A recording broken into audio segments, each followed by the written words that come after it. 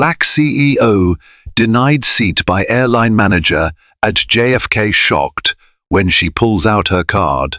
Welcome to today's riveting tale, where the hustle and bustle of John F. Kennedy International Airport sets the stage for a dramatic showdown.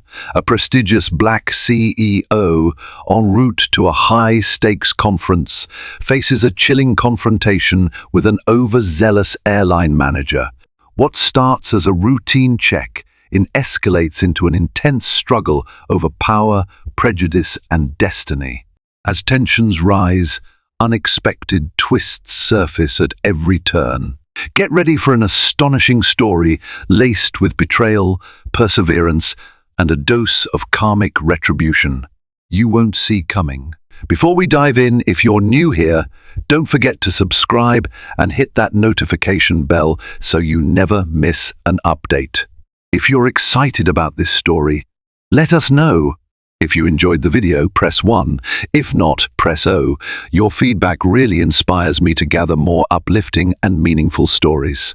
Vanessa Clay's palms were sweaty as she dragged her sleek silver carry-on toward the American Airlines check-in counter at JFK. She wasn't nervous about flying. She had logged hundreds of thousands of miles, but the importance of her upcoming meeting made every detail weigh on her mind. On top of that, she sensed odd glances from other travelers and staff alike.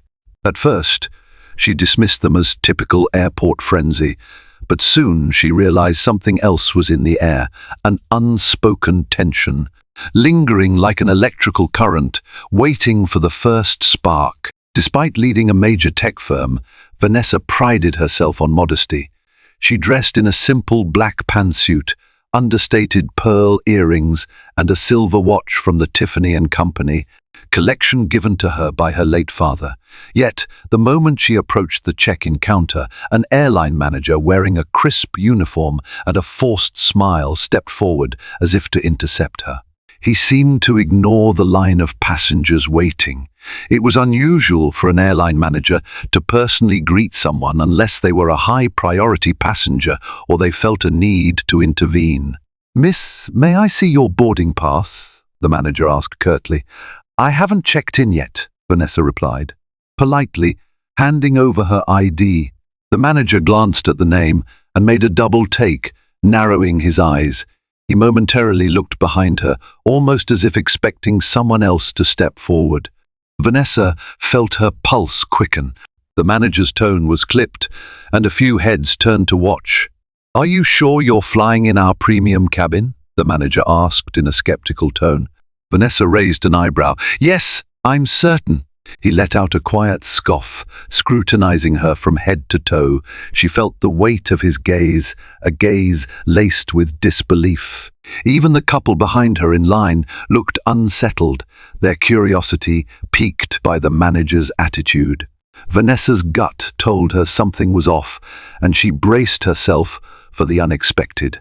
When he finally printed her boarding pass, he held onto it just a second too long, as though reluctant to hand it over.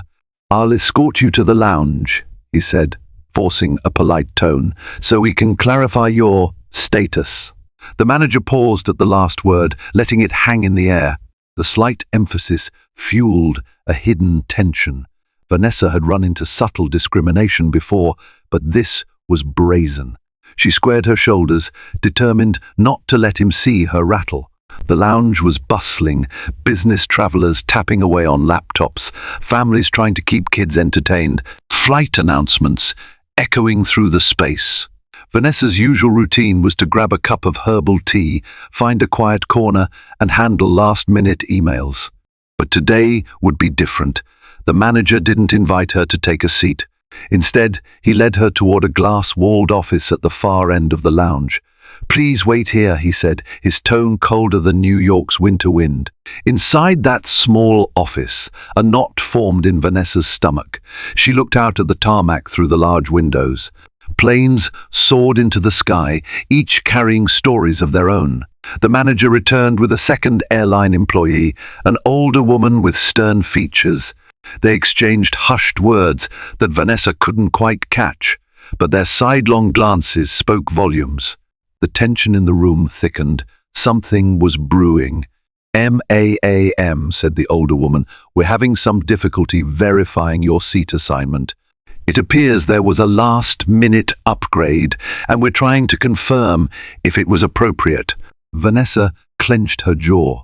She had booked this ticket herself, using points and miles she had legitimately earned. Her position as a CEO often required traveling at the drop of a hat, and she had a robust American Airlines Executive Platinum status to show for it.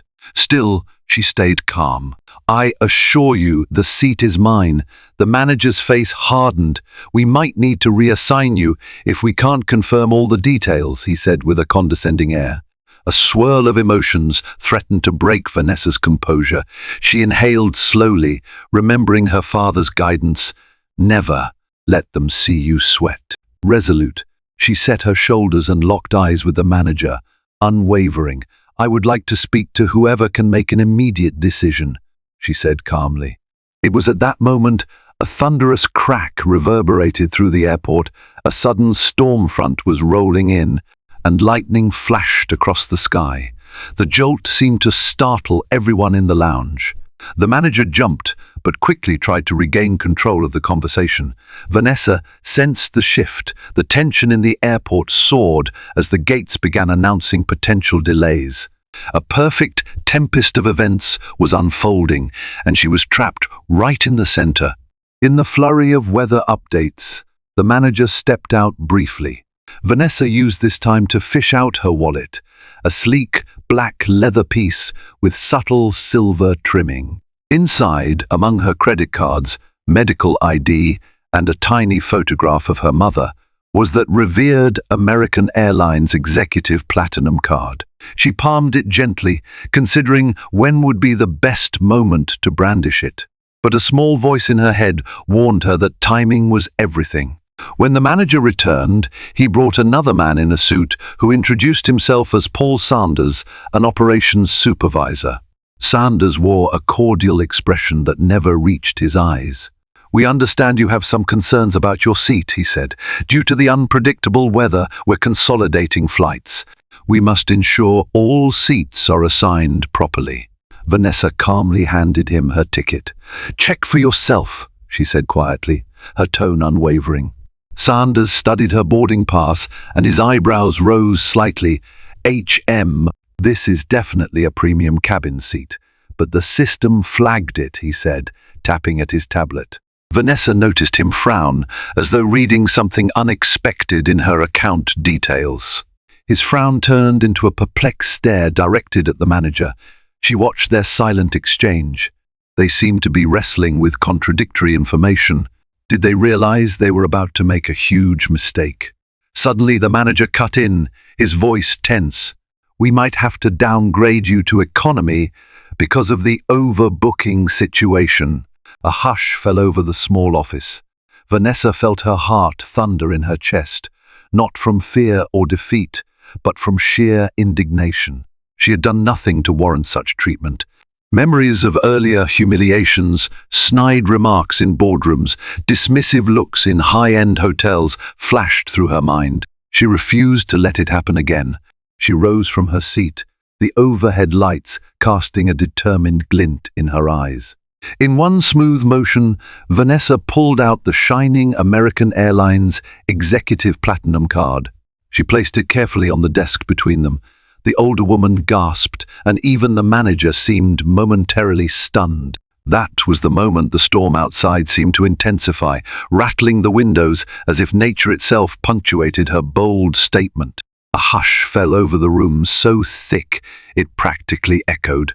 Vanessa didn't stop there. She calmly opened the American Airlines app on her phone, logging into her account in front of them. Page after page confirmed her status. Flights taken, miles accrued, top-tier membership. There was no denying the facts. "Is this appropriate enough for you?" she asked, her voice steady yet laced with righteous defiance. The manager's mouth went slack, his face reddening. Sanders coughed, shooting the manager a look that bordered on panic. I see no problem here," he finally managed. "Clearly you're eligible for that seat." The older woman, who had seemed so stern before, suddenly became apologetic. "I'm sorry, Miss Clay. There must have been a systemic error, but everyone in the room knew it wasn't about a system glitch. It was about prejudice, plain and simple." Vanessa gathered her card, slipping it back into her wallet as an unsettled silence stretched. She could have let it end there, but a deep sense of injustice gnawed at her. She wanted accountability. "What happens next?" she asked. "Do I just board and pretend you never tried to humiliate me?" Her words cut through the tension like a blade. The manager averted his gaze while Sanders looked genuinely torn. As if on cue, an airline announcement blared overhead. "Attention passengers, due to severe weather conditions, all flights in this terminal are subject to delayed departures. We apologize for the inconvenience." A collective groan rose from the lounge. The storm was turning more chaotic, lightning arcing across the sky. It was as if fate refused to let matters rest. The manager cleared his throat. "Miss Clay, perhaps we can speak privately," he suggested. Vanessa stepped back into the lounge, determined not to hide away in a corner. She approached a large window to watch the planes rocking in the gusty wind. Behind her, the manager trailed with halting steps, as though every inch of movement drained him. She wondered what made him this way. Was it arrogance, ignorance, or some twisted combination of both? A crack of thunder made everyone jump, punctuating the tense atmosphere. "I want to apologize," the manager began, inching closer. His voice trembled slightly, no longer dripping with condescension, but tinged with regret. Vanessa faced him, her expression stoic. "You made assumptions about me," she said. "Are you apologizing because you're genuinely sorry, or because I could cost you your job?" Her words were sharp, demanding truth. If the manager thought a simple apology would tie this off neatly, he was mistaken. Before he could answer, an airline staffer rushed into the lounge, breathless. "We need all hands on deck," she said urgently. "One of the runways has been closed due to lightning strikes. We've got dozens of connections to reroute, international travelers stranded. We need to reorganize seats for at least 3 flights. The manager's face went pale. This was a full-blown crisis, demanding immediate attention. He turned to Vanessa, torn between duty and his personal predicament. Vanessa's phone buzzed. It was a text from her vice president. The crucial meeting was rescheduled for the next day. The storm had apparently thrown a wrench into more than just airport operations. Still, she had no interest in staying at JFK longer than necessary. She weighed her options. Then she caught sight of the manager, flustered and uncertain. A small part of her felt a twinge of compassion. Chaos was swirling around them, and he looked utterly lost. She realized the perfect form of karmic retribution might not be raging confrontation, but something else. "I can help you," she said to the manager, surprising even herself. "I'm no stranger to logistics. My company specializes in data solutions for complex crises. Maybe I can give you a tip or two on reorganizing these flights effectively." He blinked, uncomprehending at first. Then relief, confusion, and humility washed across his features. The storm was a curveball for everyone, and perhaps it was destiny that placed them together at this moment. In a matter of minutes, Vanessa found herself in a back office with a group of airline employees. Screens displaying flight schedules, seat charts, and real-time weather updates. On the surface, she was just another passenger, but her mind was a powerhouse of analytical skill honed by years at the helm of her tech firm. She quickly identified patterns in the data, proposed seat reassignments, and pointed out which flights could be combined to minimize delays. At first, the manager hung back, as though unsure how to act around her. But the more Vanessa explained, the more he realized she was spearheading a solution that could save the airline thousands of dollars in expenses and hours of chaos. The employees were astounded, not just by her expertise, but by the generosity of her actions. After the way she'd been treated, no one would have blamed her for walking away. As they worked, the storm raged outside, thunder shaking the windows. Dark clouds devoured the afternoon light, making it feel like night. Yet in that cramped office, a new energy flickered, unity. The airline team set aside their preconceived notions. They deferred to Vanessa's insights, verifying her suggestions in the system. One by one, flights were rescheduled, seats reassigned, and passengers rebooked. The sense of triumph in the room grew palpable. Eventually, they reached a lull. The manager turned to Vanessa, his face flushed from the whirlwind of activity. I'm grateful," he said, halting over the words as if he had never said them before. "You didn't have to do this." His eyes shifted to the floor. "I know I treated you poorly. I was wrong." Vanessa nodded, her expression measured. "I appreciate your acknowledgement," she said. "But this doesn't erase what happened. It's not just about me, it's about every person who gets judged on appearance or background." A phone rang. Sanders answered it, then rushed over.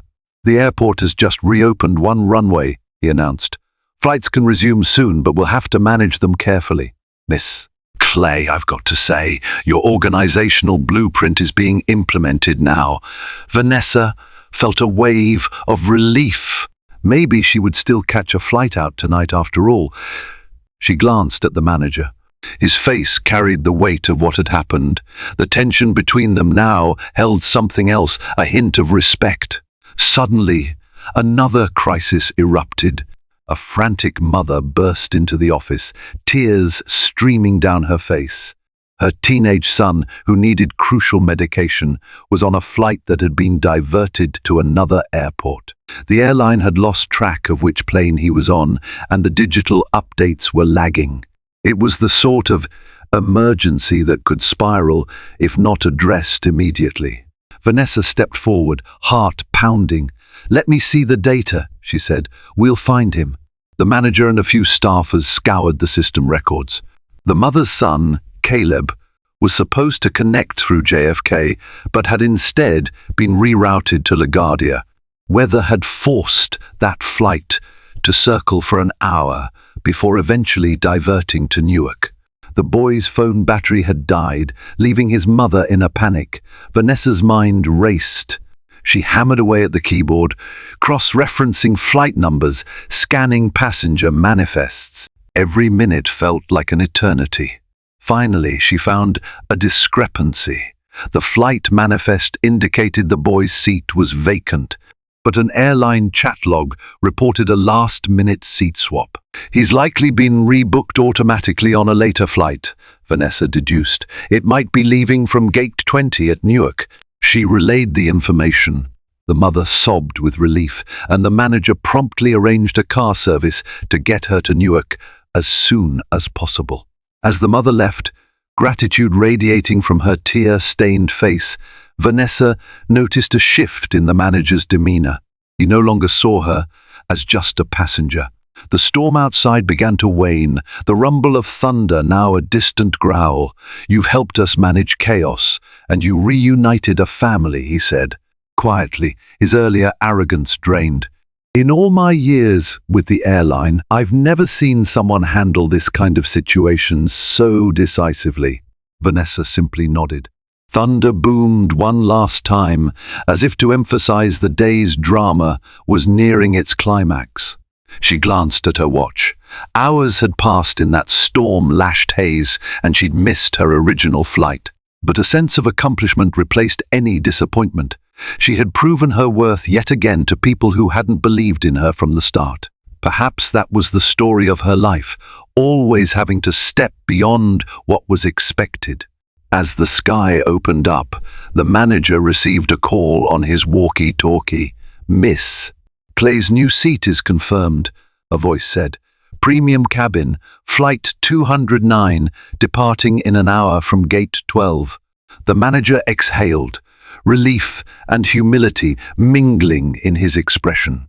"I hope you'll accept," he said. "And again, I'm sorry for everything. You were never the problem. I was." The words hung in the air, an unvarnished confession. Vanessa felt a swirl of emotions, vindication, sorrow, and even a twinge of empathy.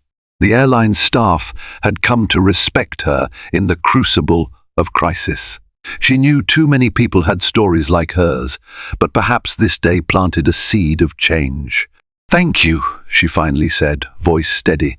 "I accept, and I hope you'll remember how easily assumptions can blind us to what people are truly capable of." She turned to leave, head held high. Entering Gate 12, Vanessa felt the eyes of fellow travelers upon her. Some recognized her from the lounge altercation. Others had heard whispers about a passenger who'd helped save the airline from meltdown. She took her boarding pass and settled into her coveted seat. At the same time, the manager stood near the gate, watching her board with a mixture of gratitude and remorse. He would have to report this day's events to his superiors. She wondered how much of the truth he would share. As she eased into the plush, premium cabin seat, a flight attendant approached. "Miss Clay," she said softly, "thank you for your assistance. May I bring you anything?" Vanessa requested a glass of water, her body suddenly realizing the exhaustion of the day. Outside, the storm clouds were breaking apart, letting beams of sunlight pierce through. It was a striking reminder that even the darkest skies eventually yield to light. The plane pushed back from the gate, and Vanessa gazed out the window. Her phone buzzed again, a text from her vice president reading, "Hope you're all right." Heard JFK was chaos. She smiled, typing a quick reply, "Long day, but I'll make it to the meeting tomorrow. Already made an impact here." She put the phone away, reflecting on how ironically she had done more good for the airline and its passengers than many employees had accomplished in years. Once airborne, a remarkable hush fell over the cabin. The seatbelt sign turned off, and a hush replaced the earlier chaos.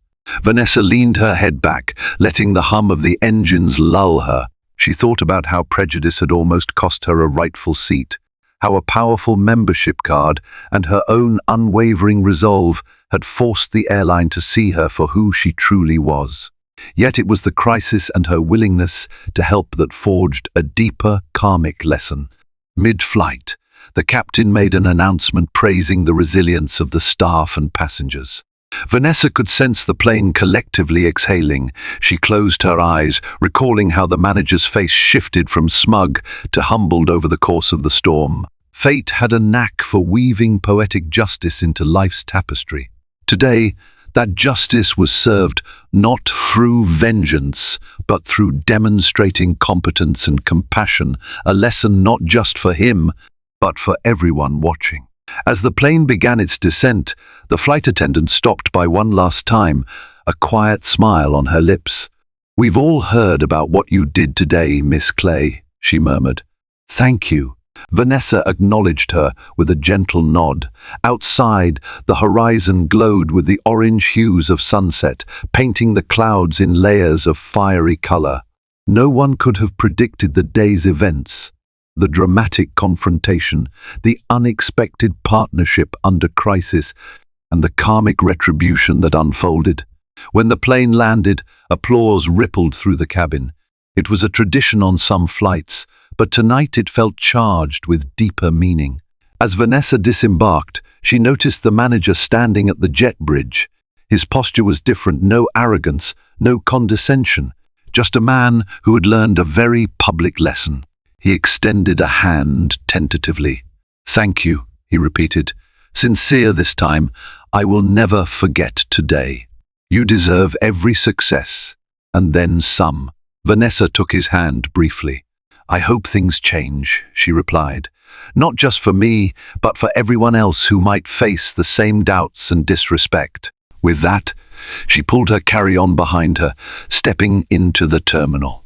A swirl of relief and pride fluttered in her chest. She didn't need a grand gesture or a trophy. She had her dignity, her seat, and, most importantly, the knowledge that one small victory could ripple outward, influencing how people should be treated in the future. The next day, as she entered her corporate headquarters, Vanessa was greeted with the same respect. She always received there nods, polite smiles, genuine handshakes. It felt comforting. The ordeal at JFK faded slightly, replaced by the bustle of her normal life meetings, strategy sessions, investor calls. Yet in the back of her mind, she held on to the memory of how quickly one's value could be questioned by people ignorant of a person's true worth. It was a reminder that the fight for equal treatment wasn't over. In a twist of irony, a few weeks later, Vanessa's company finalized a major deal with a new client, an airline seeking advanced data analytics to optimize seat allocation and scheduling. The client? American Airlines. Her direct contact at the airline was not the manager. He had been quietly transferred to a different position, but Paul Sanders, the operations supervisor who had seen her brilliance firsthand. When the contract was signed, Sanders emailed her, "You changed the way we handle things." Looking forward to a better future together, Vanessa read the message with a satisfied grin. Karma had come full circle. The airline that nearly doubted her rightful seat was now relying on her firm's expertise to streamline operations. This was the ultimate testament that competence always finds its way to the spotlight. The partnership, though new, was already making waves in the industry. And for Vanessa, it was a personal triumph that transcended any seat upgrade or membership status. It was about paving a fairer path for those who would follow. The final surprise arrived in her mailbox one chilly morning, a handwritten letter from the manager. In shaky yet heartfelt prose, he recounted how that stormy day at JFK had forced him to confront his biases. He shared how he was undergoing corporate training on diversity and customer care, mandated after the incident. More than that, he said he was determined to be better, not just in his job, but in life. Enclosed was a small gift card, a token of gratitude he hoped would convey sincerity. Vanessa read the letter twice, touched by the gesture. She didn't need an apology gift, but she appreciated that he took the time to reflect and try to change. She placed the letter in a file she kept for personal tokens, reminders of moments that shaped her journey. That evening, she sipped her tea and glanced at the shimmering lights of the cityscape outside her window. Humanity was flawed, but every once in a while, change was possible. In the grand scheme of her life, the day she faced blatant discrimination at JFK became a turning point, not because she had to prove herself yet again, but because her actions lit a spark of transformation in others. She had seized the moment to bring out her American Airlines Executive Platinum card and stand up for her rightful place. In doing so, she not only claimed her seat, but also showcased the power of moral conviction, intelligence, and compassion. And in the end, that force was stronger than any storm. Thank you for joining us on this incredible journey, where an unexpected storm, a determined CEO, and a dramatic clash at JFK illuminated the true power of standing up for one's worth.